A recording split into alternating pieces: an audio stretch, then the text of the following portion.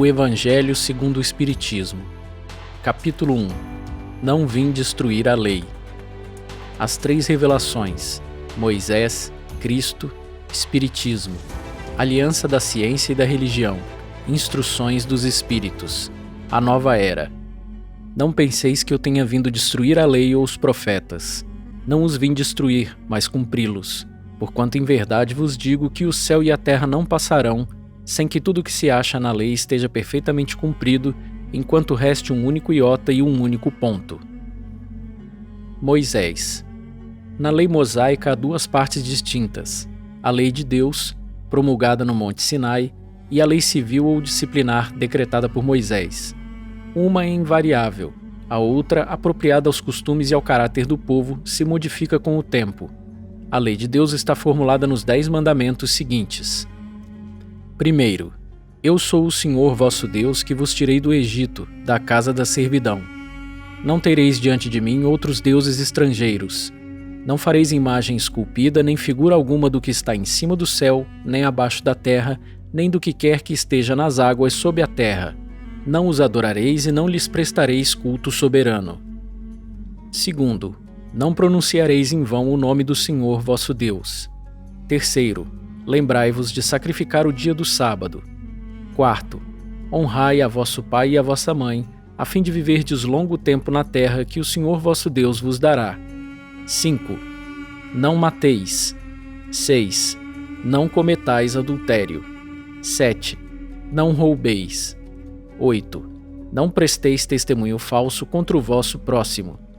9. Não desejeis a mulher do vosso próximo. 10. Não cobiceis a casa do vosso próximo, nem o seu servo, nem a sua serva, nem o seu boi, nem o seu asno, nem qualquer das coisas que lhe pertençam.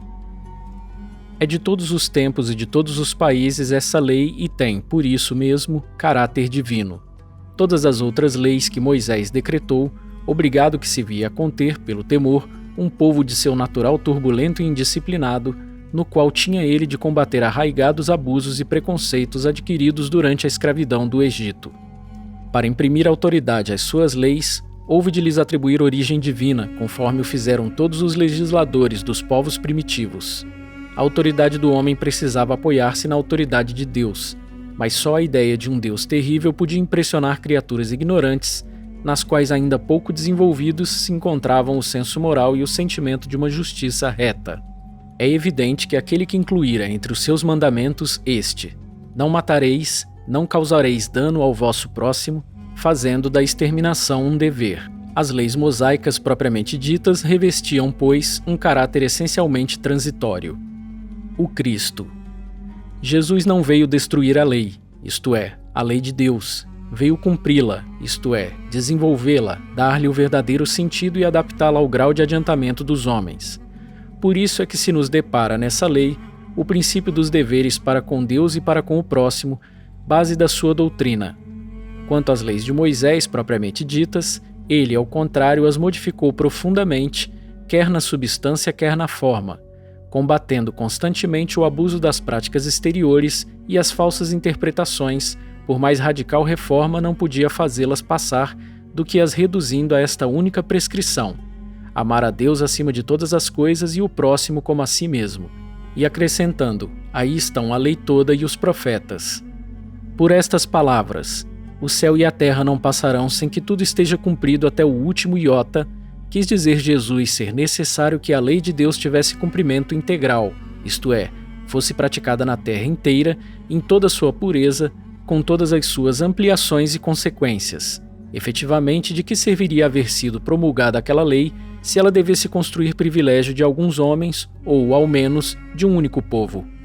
Sendo filhos de Deus todos os homens, todos, sem distinção nenhuma, são objeto da mesma solicitude. O papel de Jesus não foi o de um simples legislador moralista, tendo por exclusiva autoridade a sua palavra. Cabia-lhe dar cumprimento às profecias que lhe anunciaram o advento. A autoridade lhe vinha da natureza excepcional do seu espírito e da sua missão divina. Ele viera ensinar aos homens que a verdadeira vida não é a que transcorre na terra, e sim a que é vivida no reino dos céus. Viera ensinar-lhes o caminho que a esse reino conduz, os meios de eles se reconciliarem com Deus e de pressentirem esses meios na marcha das coisas por vir, para a realização dos destinos humanos.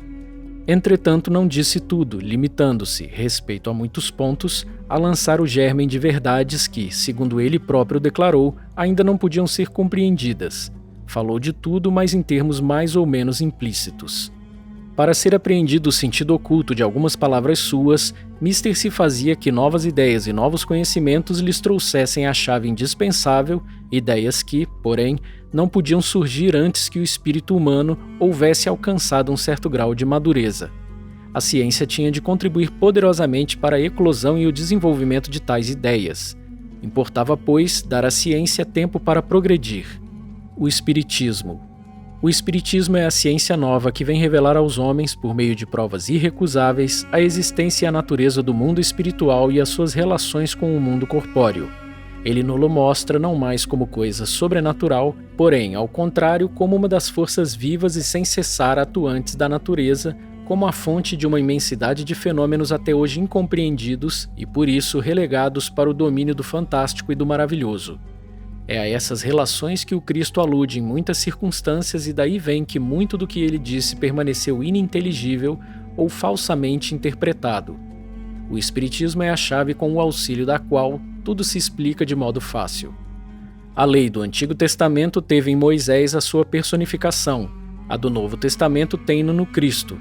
O Espiritismo é a terceira revelação da lei de Deus, mas não tem a personificá-la nenhuma individualidade, porque é fruto do ensino dado, não por um homem, sim pelos Espíritos, que são as vozes do céu, em todos os pontos da terra, com o concurso de uma multidão inumerável de intermediários.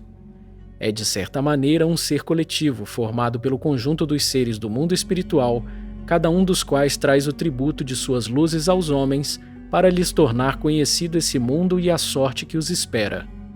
Assim como Cristo disse, não vim destruir a lei, porém cumpri-la, também o Espiritismo diz, não venho destruir a lei cristã, mas dar-lhe execução. Nada ensina em contrário ao que ensinou o Cristo, mas desenvolve, completa e explica, em termos claros e para toda a gente, o que foi dito apenas sob forma alegórica. Vem cumprir nos tempos preditos o que o Cristo anunciou e preparar a realização das coisas futuras. Ele é, pois, obra do Cristo que preside, conforme igualmente o anunciou, a regeneração que se opera e prepara o reino de Deus na terra. Aliança da ciência e da religião. A ciência e a religião são as duas alavancas da inteligência humana. Uma revela as leis do mundo material e a outra do mundo moral. Tendo, no entanto, essas leis o mesmo princípio, que é Deus, não podem contradizer-se.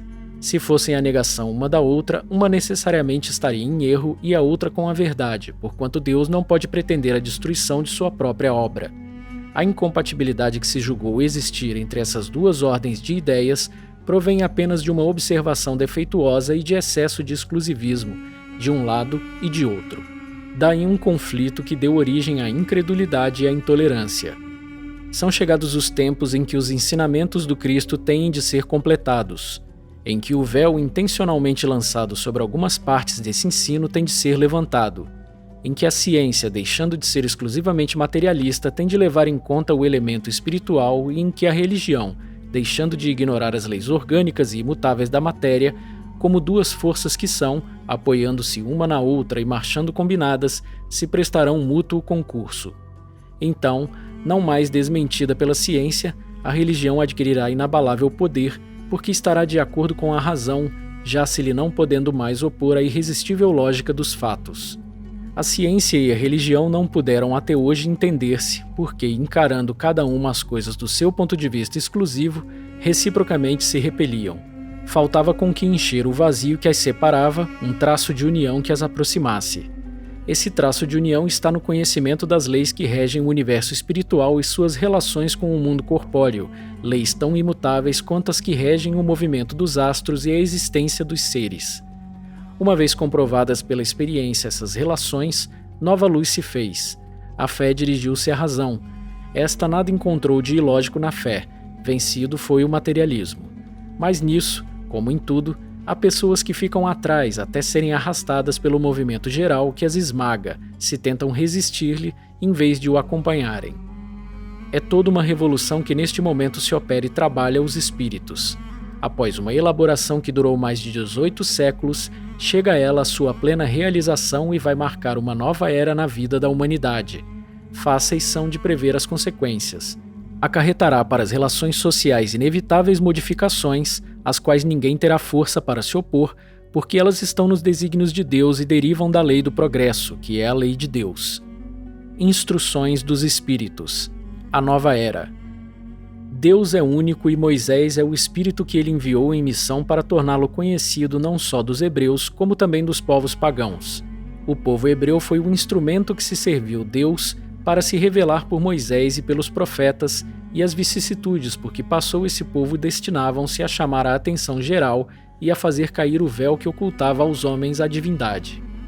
Os mandamentos de Deus, dados por intermédio de Moisés, contêm o germe da mais ampla moral cristã. Os comentários da Bíblia, porém, restringiam-lhe o sentido porque, praticada em toda sua pureza, não a teriam então compreendido. Mas nem por isso os 10 mandamentos de Deus deixavam de ser um como frontispício brilhante, qual farol destinado a clarear a estrada que a humanidade tinha que percorrer.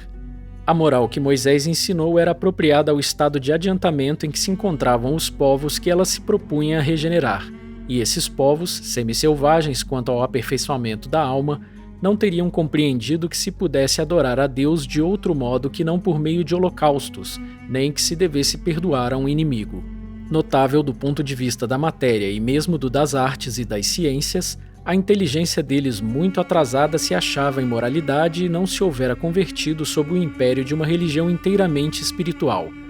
Era-lhes necessária uma representação semimaterial, qual a que apresentava então a religião hebraica. Os holocaustos lhes falavam aos sentidos, do mesmo passo que a ideia de Deus lhes falava ao espírito. O Cristo foi o iniciador da mais pura, da mais sublime moral, da moral evangélico-cristã, que há de renovar o mundo, aproximar os homens e torná-los irmãos, que há de fazer brotar de todos os corações a caridade e o amor do próximo e estabelecer entre os humanos uma solidariedade comum, de uma perfeita moral, enfim, que há de transformar a terra, tornando-a morada de espíritos superiores aos que hoje a habitam. É a lei do progresso a que a natureza está submetida, que se cumpre, e o espiritismo é a alavanca de que Deus se utiliza para fazer que a humanidade avance. São chegados os tempos em que se hão de desenvolver as ideias para que se realizem os progressos que estão nos desígnios de Deus. Têm elas de seguir a mesma rota que percorreram as ideias de liberdade, suas precursoras. Não se acredite, porém, que esse desenvolvimento se efetue sem lutas. Não. Aquelas ideias precisam, para atingirem a maturidade de abalos e discussões, a fim de que atraiam a atenção das massas. Uma vez isso conseguido, a beleza e a santidade da moral tocarão os espíritos, que então abraçarão uma ciência que lhes dá a chave da vida futura e descerra as portas da felicidade eterna. Moisés abriu o caminho, Jesus continuou a obra e o espiritismo a concluirá. Um espírito israelita, Mulhouse, 1861. Um dia, Deus, em sua inesgotável caridade, permitiu que o homem visse a verdade varar as trevas. Esse dia foi o do advento do Cristo. Depois da luz viva, voltaram as trevas.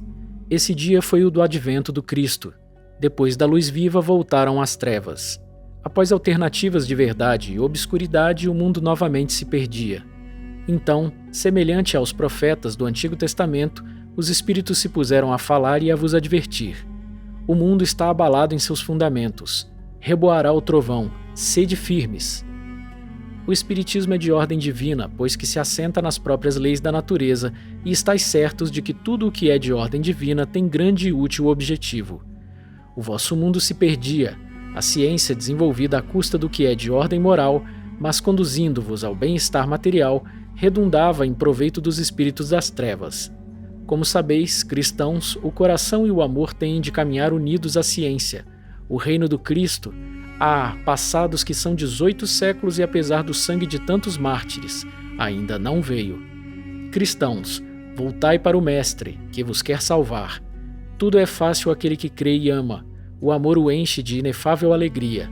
Sim, meus filhos, o mundo está abalado. Os bons espíritos vo-lo dizem sobejamente. Dobrai-vos a rajada que anuncia a tempestade, a fim de não serdes derribados, isto é, preparai-vos e não imiteis as virgens loucas que foram apanhadas desprevenidas à chegada do esposo. A revolução que se apresta é antes moral do que material. Os grandes espíritos mensageiros divinos sopram a fé para que todos vós, obreiros esclarecidos e ardorosos, façais ouvir a vossa voz humilde, porquanto sois o grão de areia, mas sem grãos de areia não existiriam as montanhas. Assim, pois que estas palavras, somos pequenos, careçam para vós de significação. A cada um a sua missão, a cada um o seu trabalho. Não constrói a formiga o edifício de sua república e imperceptível animáculos não elevam continentes? Apóstolos da paz universal, que não de uma guerra, modernos São Bernardos, olhai e marchai para a frente, a lei dos mundos é a do progresso. Fénelon, Poitiers, 1861. Santo Agostinho é um dos maiores vulgarizadores do espiritismo. Manifesta-se quase por toda parte. A razão disso encontramo-la na vida desse grande filósofo cristão. Pertence ele à vigorosa falange dos pais da Igreja, aos quais deve a cristandade seus mais sólidos esteios. Como vários outros, foi arrancado ao paganismo, ou melhor, à impiedade mais profunda pelo fulgor da verdade. Quando entregue aos maiores excessos, sentiu em sua alma aquela singular vibração que o fez voltar a si e compreender que a felicidade estava a lures, que não nos prazeres enervantes e fugitivos, quando afinal no seu caminho de Damasco também lhe foi dado ouvir a santa voz aclamar-lhe. Saulo, Saulo, por que me persegues? Exclamou. Meu Deus, perdoai-me, creio, sou cristão. E desde então tornou-se um dos mais fortes sustentáculos do Evangelho. Podem ler-se nas notáveis confissões que esse eminente espírito deixou, as características e, ao mesmo tempo, proféticas palavras que proferiu depois da morte de Santa Mônica. Estou convencido de que minha mãe me virá visitar e dar conselhos, revelando-me o que nos espera na vida futura. Que ensinamento nessas palavras e que retumbante previsão da doutrina por vindoura! Essa a razão por que hoje, vendo chegada a hora de divulgar-se a verdade que ele outrora pressentira, se constituiu seu ardoroso disseminador e, por assim dizer, se multiplica para responder a todos os que o chamam. Erasto, discípulo de Paulo, Paris, 1863. Nota: dar-se-á venha Santo Agostinho demolir o que edificou? Certamente que não.